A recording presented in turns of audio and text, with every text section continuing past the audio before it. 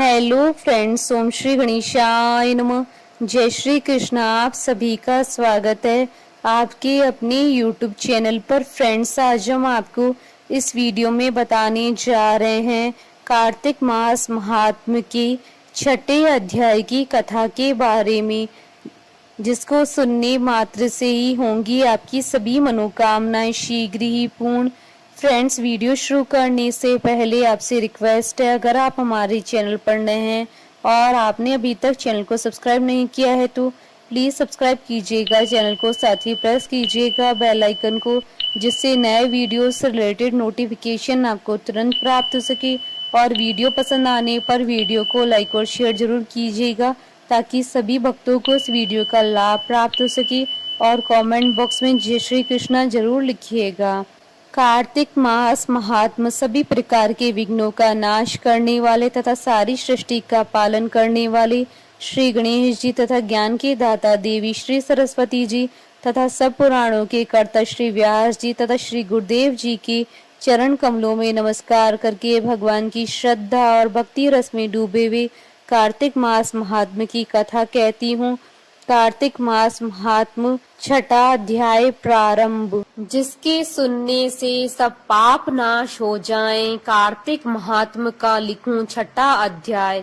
नारद जी बोले, जब 2 घड़ी रात बाकी रहे तब तुलसी की मृत्तिका वस्त्र और कलश लेकर जलाशय पर जाएं। कार्तिक में जहाँ कहीं भी प्रत्येक जलाशय के जल में स्नान करना चाहिए।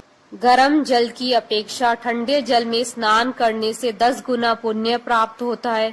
उससे 100 गुना पुण्य बाहरी कुएं के जल में स्नान करने से होता है। उससे अधिक पुण्य बावड़ी में और उससे भी अधिक पुण्य पोखर में स्नान करने से होता है। उससे 10 गुना झरनों में और उससे भी अधिक पुण्य कार्तिक में नदी में स्नान करने से होता है।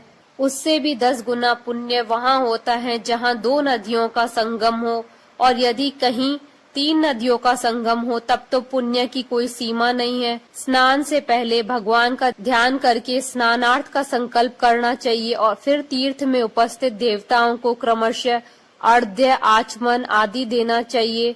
अर्घ्य मंत्र इस प्रकार है, हे कमलनाथ आपको नमस्कार है, हे जलाशयी भगवान आपको प्रणाम है, हे ऋषिकेश आपको नमस्कार है, मेरे दिए गए अर्घ्य को आप ग्रहण करें। वैकुंठ, प्रयाग तथा बद्रिका आश्रम में जहाँ कहीं भी भगवान विष्णु गए हैं वहाँ उन्होंने 3 प्रकार से अपना पांव रखा था।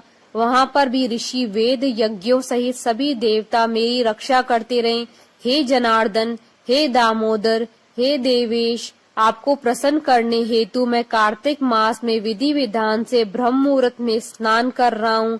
आपकी कृपा से मेरे सभी पापों का नाश हो। हे प्रभु, कार्तिक मास में व्रत तथा विधि पूर्वक स्नान करने वाला मैं अर्घ्य देता हूँ, आप राधिका सहित ग्रहण करें। हे कृष्ण, हे बलशाली राक्षसों का संहार करने वाले भगवान, हे पापों का नाश करने वाले, कार्तिक मास में प्रतिदिन दिए हुए मेरे इस अर्घ्य द्वारा कार्तिक स्नान का व्रत करने वाला फल मुझे प्राप्त हो। तत्पश्चात विष्णु, शिव तथा सूर्य का ध्यान करके जल में प्रवेश कर नाभि के बराबर जल में खड़े होकर विधि पूर्वक स्नान करना चाहिए।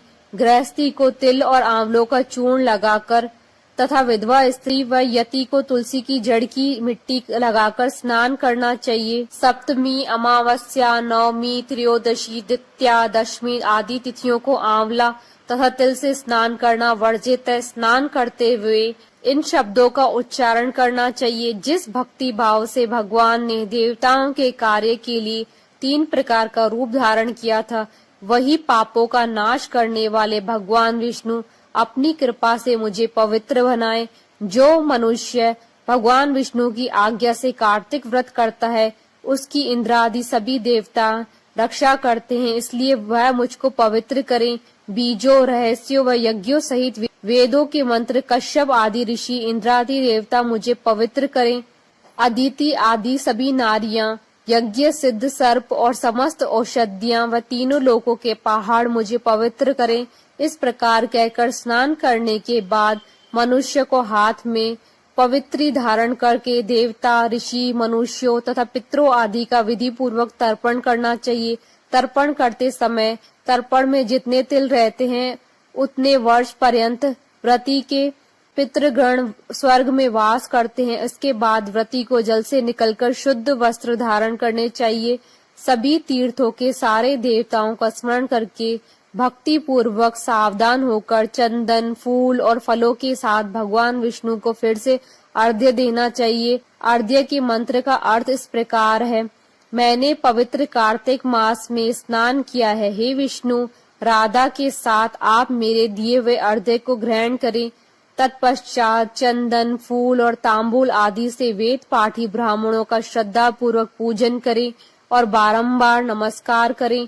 ब्राह्मणों के दाएं पांव में तीर्थों का वास होता है, मुंह में वेद और समस्त अंगों में देवताओं का वास होता है। अपने कल्याण की इच्छा रखने वाले मनुष्य को इनका न तो अपमान करना चाहिए और न ही विरोध करना चाहिए। फिर एकाग्रचित होकर भगवान विष्णु की प्रिय तुलसी जी की पूजा करनी चाहिए। उनकी परिक्रमा करके उनको प्रणाम करना चाहिए। हे देवी, हे तुलसी, देवताओं ने ही प्राचीन काल से तुम्हारा निर्माण किया है और ऋषियों ने तुम्हारी पूजा की है। हे विष्णु प्रिय तुलसी, आपको नमस्कार है। आप मेरे समस्त पापों का नष्ट करो। इस प्रकार जो मनुष्य भक्ति पूर्वक कार्तिक व्रत का अनुष्ठान करते हैं वे संसार के सभी सुखों का भोग करते हुए अंत में मोक्ष को प्राप्त करते हैं। कार्तिक महात्म्य अध्याय 6 समाप्त। बोलिए भगवान विष्णु जी की जय, सनातन धर्म की जय। हमारे साथ इस वीडियो में अंत तक बने रहने के लिए आपका धन्यवाद। ओम श्री गणेशाय नमः। जय श्री कृष्णा।